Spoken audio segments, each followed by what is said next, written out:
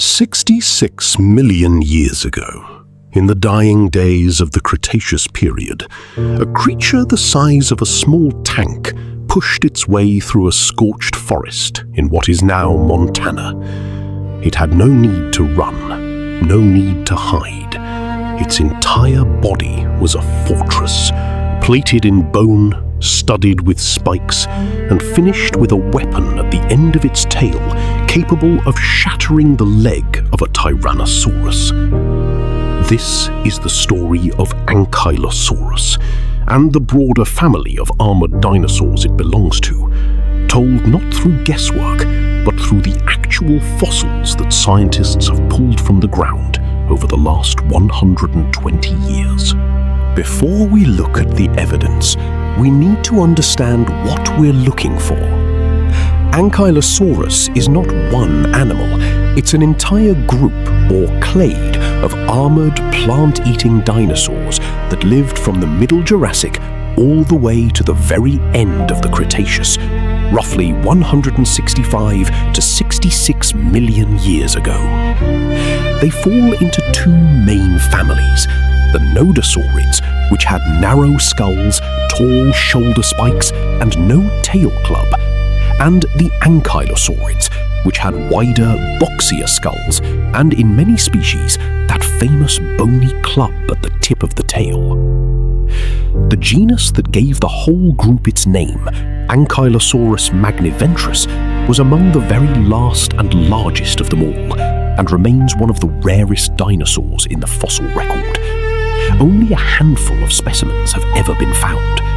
Everything we know about it comes from painstaking analysis of a very small... Our story of physical evidence begins with paleontologist Barnum Brown of the American Museum of Natural History, the same man who would later help describe Tyrannosaurus rex. In 1906, Brown and fossil hunter Peter Kyson were excavating in the Hell Creek Formation near Gilbert Creek, Montana. There they uncovered a partial skull, 2 teeth, a shoulder blade, several vertebrae, ribs, and more than 30 bony plates called osteoderms. In 1908, Brown formally described this specimen, catalogued as AMNH 5895, and gave it the name Ankylosaurus magniventris, fused lizard with a great belly. It remains the holotype, the official reference specimen for the entire species to this day.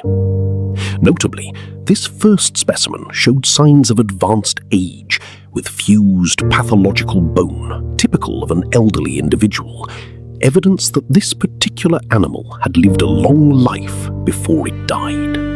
Skull material like this, brain cases, jaw fragments, and the dorsal roofing bones of the head is exactly the kind of evidence Brown was working with.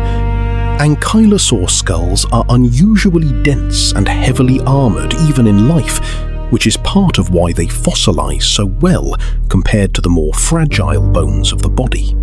2 years after naming the species, Brown returned to the field, this time to the banks of the Red Deer River in Alberta, Canada.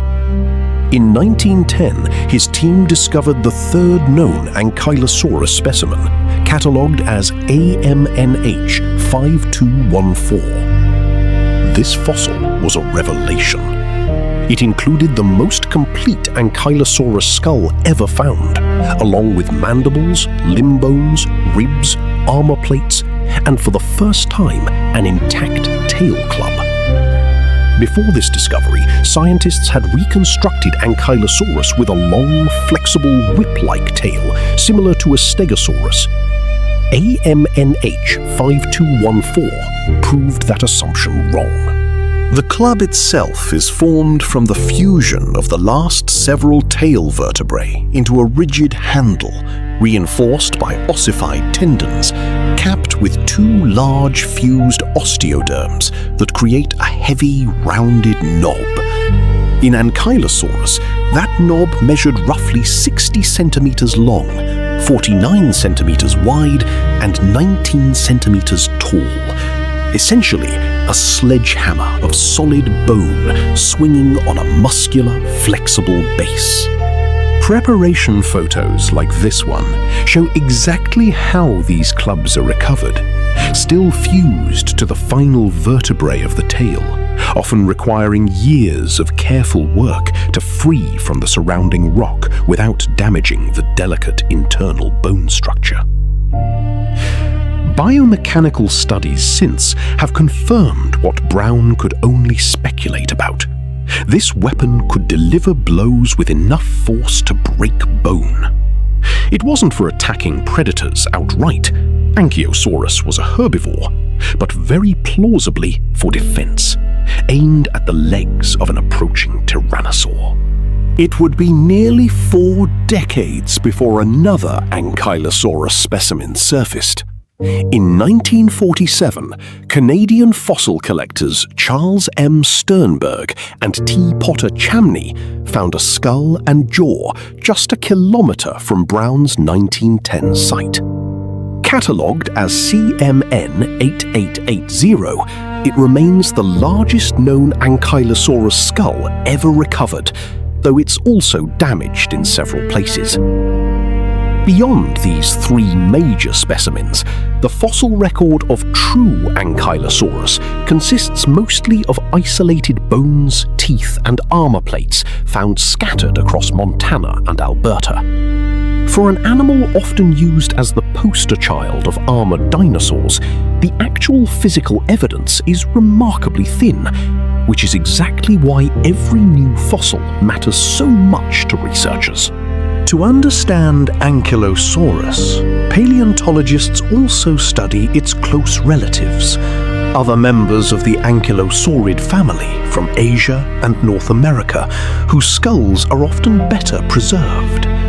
Skulls like this one reveal the signature features of the group: bony armor fused directly onto the skull roof, thickened cheek regions, and, in many species, backward-pointing horns at the rear corners of the head.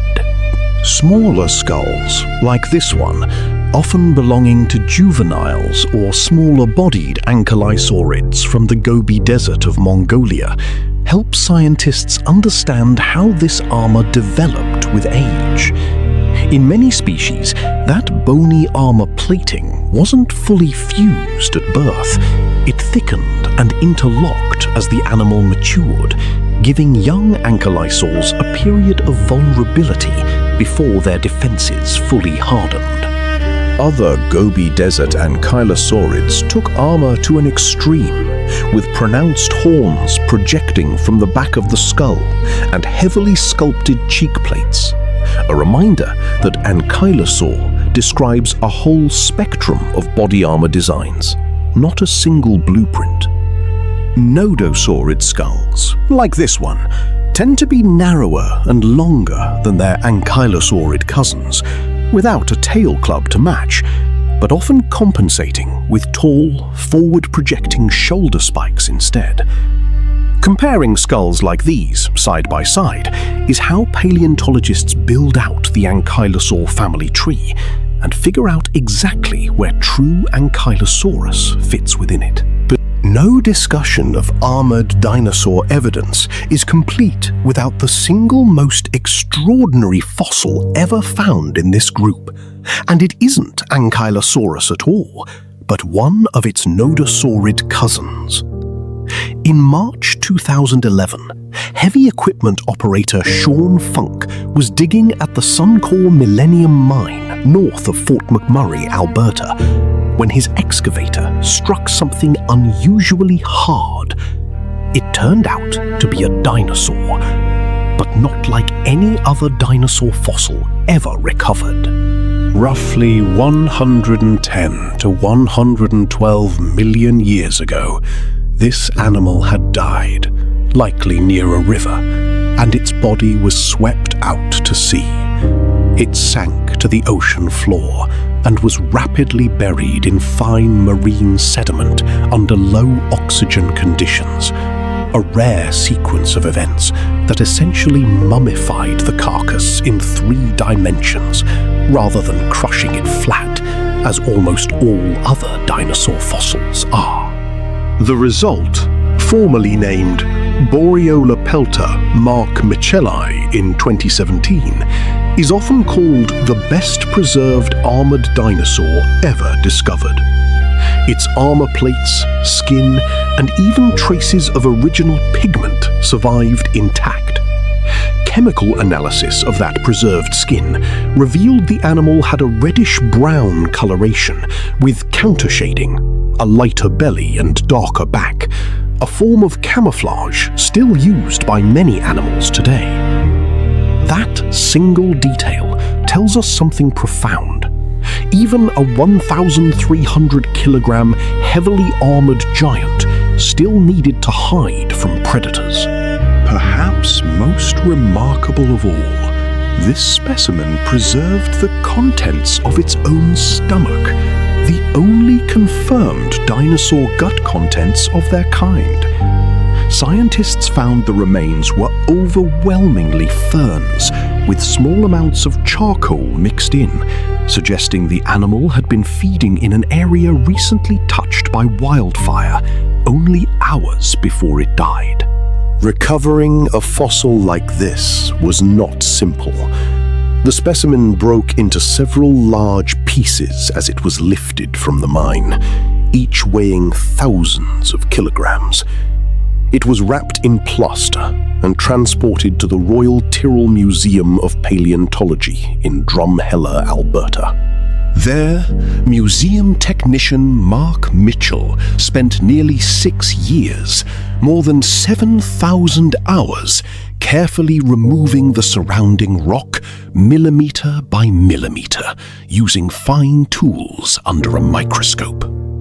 It was such an extraordinary effort that when the specimen was finally named, its species epithet, Mark Micheli, was chosen specifically to honor him.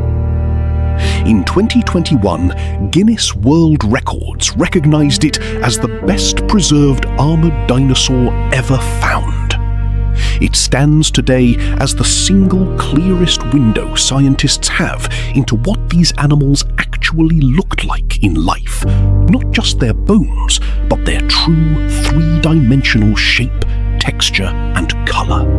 While isolated skulls and armor plates tell us about individual features, mounted skeletons like this one, reconstructed from multiple specimens of related ankylosaurids, let researchers study the whole animal together.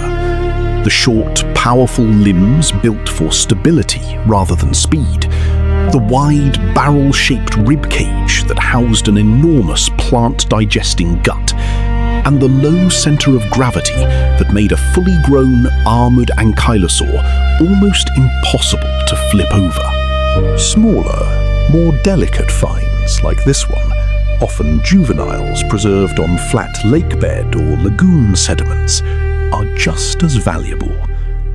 Fossils like these preserve fine skeletal detail that's usually crushed or lost in larger specimens, giving scientists a rare look at how young ankylosaurs grew and how their proportions changed as they aged into the heavily armored adults we recognize today. Put together, this evidence, a handful of rare Ankylosaurus bones from Montana and Alberta, dozens of skulls and skeletons from its ankylosaurid and nodosaurid relatives across North America and Asia, and one extraordinarily preserved mummy from an oil sands mine, tells the story of a group of animals that thrived for nearly 100 million years by choosing armor over speed and defense over aggression. Ankylosaurus itself vanished along with almost every other non-avian dinosaur when an asteroid struck the Earth 66 million years ago.